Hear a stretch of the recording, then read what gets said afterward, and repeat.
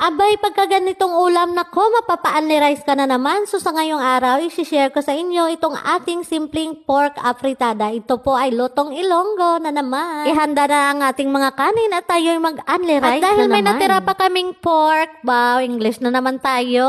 Ayan, may natira kaming pork before ang Chinese New Year. Ayan po, sinabihan ko itong si Ate Sal na magbili ng potato, carrots, at saka ng bell pepper.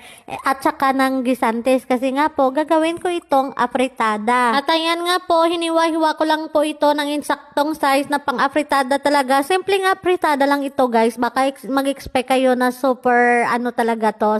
Simple lang kasi nga po, lutong Pinoy tayo ngayon. So, ayan po yung ating mga ingredients. Meron tayong dyan, bell pepper, carrots, potato, and ayan po yung pork. Syempre, ang pork natin, minarinate ko na muna ito sa light sauce, pepper, black pepper, at saka syempre yung pampalasa natin.